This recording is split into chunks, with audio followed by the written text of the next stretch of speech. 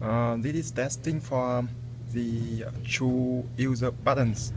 One is the buttons just like this one, just like the reset button, and this one is the switch. This is to enable and disable the clapper, and this one to for user to override on and off the light. So for example, in this case, the light bulb is on off. So when I push this button, the light will turn on, and push on again, it will go off. So on, off, on, off. And this is to disable or enable the clapper.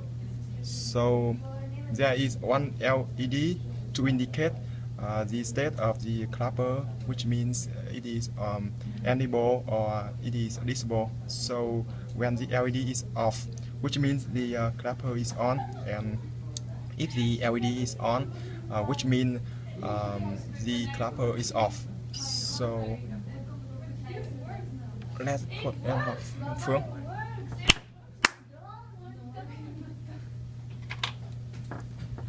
And it works for the clapper, so I turn off, disable the clapper, and clap. Nothing happens. So okay, so now I push the override button.